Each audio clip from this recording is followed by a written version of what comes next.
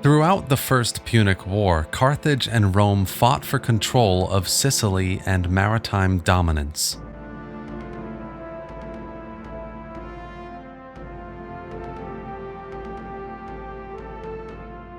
The naval battle of Ecnomus, one of the largest in history, was a turning point where 680 ships and some 290,000 crew members intervened, according to sources, since each boat was manned by 300 rowers and 120 soldiers.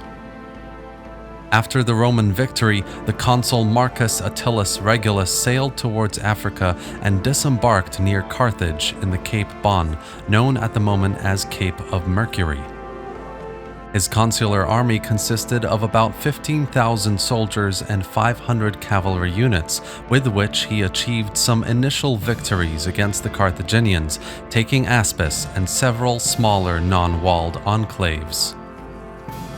The consequences of the Punic defeat at the Battle of Idis were disastrous for Carthage. The Numidians rebelled, taking advantage of their weakness, and diplomatic contacts were initiated to surrender to Rome.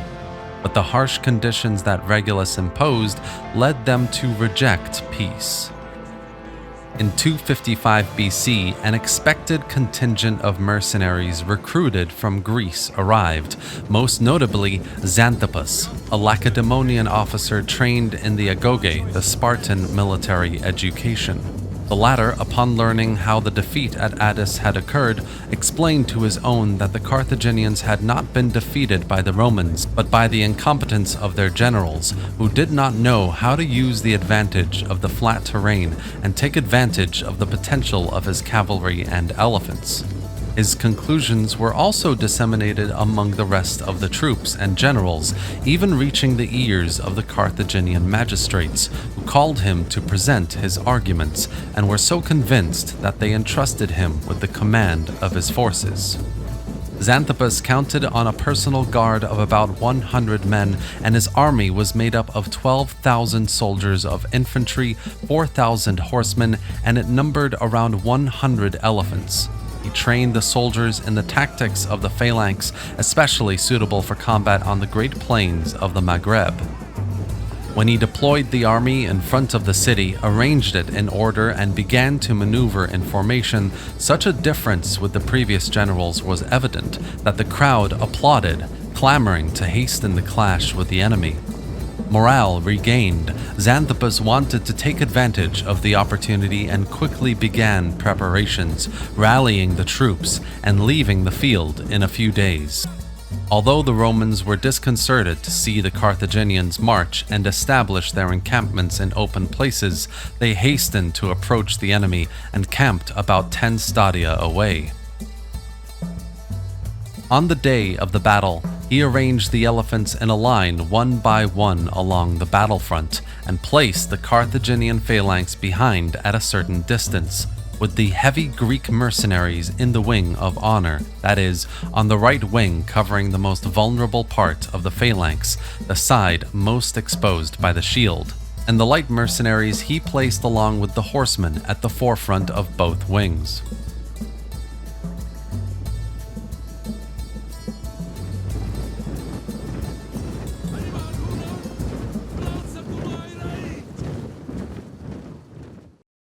The Romans, seeing the enemy in formation, placed the velites in front, and behind they placed several maniples deep in anticipation of the charge of the elephants, while the cavalry was distributed between both wings.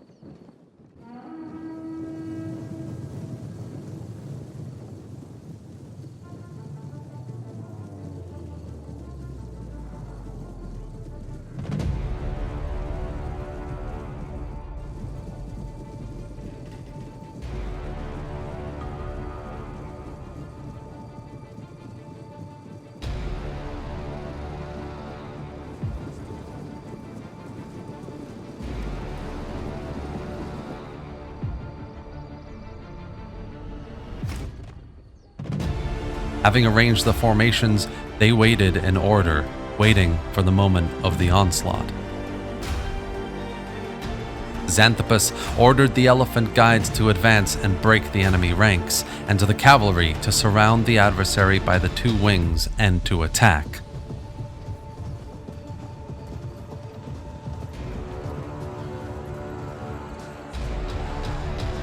The Roman army began to clash their weapons, as was the custom between them, and after the battle cry, they launched themselves against the enemies.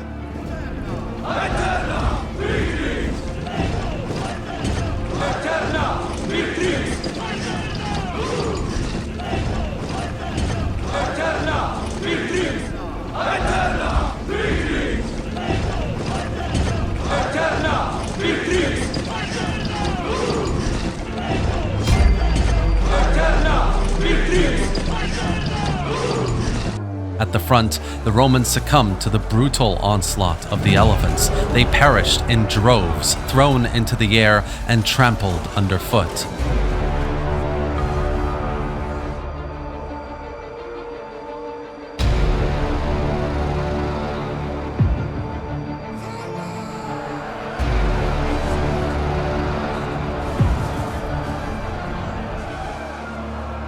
The Roman infantry on the left wing, which was able to avoid the onslaught of the elephants, charged the right wing of the Carthaginians, forcing the mercenaries to flee and chasing them to their trench.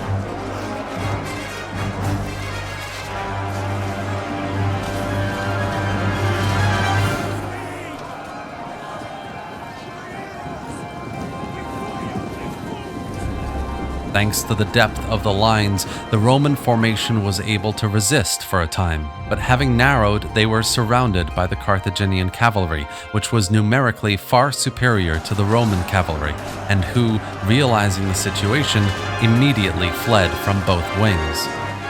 The last ranks, surrounded by cavalry, turned to fight against it.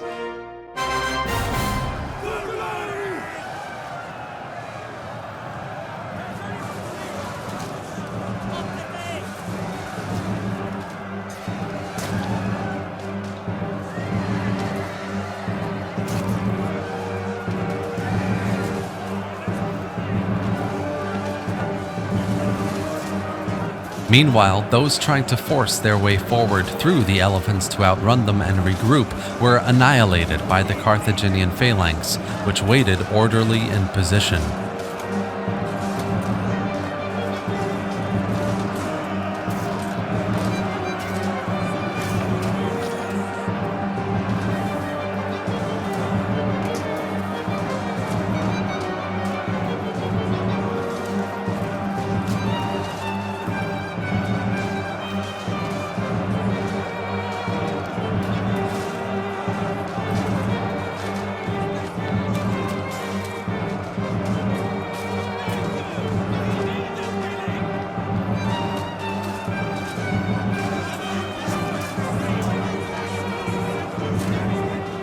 The Romans, for the most part, perished, trampled, and crushed by the pachyderms. The rest were riddled at the place of formation by the great mass of horsemen or spread by the phalanx. Only a few managed to flee, but as it was flat terrain, they were easily overtaken by cavalry. About 500 soldiers were captured who were fleeing, with their general, the consul Marcus Regulus, who was also taken prisoner. Only about 2,000 soldiers were saved who did not reach the persecution and who managed to reach Aspis, where they resisted until they were evacuated by the Roman fleet, which set sail for this purpose after hearing the news of the disaster. Bad fortune had no mercy on the Romans, as an extraordinary storm fell upon them when they had already crossed the Sicilian Channel, filling the coast with splinters and corpses. Of the 364 ships, only 80 were saved. On the Carthaginian side, 800 mercenaries died of those who were aligned against the Roman left wing. The Carthaginians, after stripping the corpses, took the general along with the prisoners and withdrew to their city, exulting in victory. Regarding the fate of Marcus Regulus, we really only know with certainty that he was arrested, although according to chroniclers and poets, he was held captive for 5 years until after the Battle of Panormus, the Carthaginians sent him as part of an embassy to Rome to request the peace and convince them, to which Regulus refused, and upon his arrival in Carthage, he was sentenced to death and tortured. In this way, he became an example of heroic resistance in the Roman popular imagination, so this story is probably part of Roman legend and propaganda. On the fate of Xanthippus, after fulfilling his mission, it is known that he left, probably after arousing envy and exposing the Carthaginian commanders. There are 2 versions that give evidence that his death was ordered, one in which he was provided with a sabotage trireme to sink on his return, and in another which the crew was paid to assassinate him, although there is also the story that years later he was in service of Pharaoh Ptolemy III.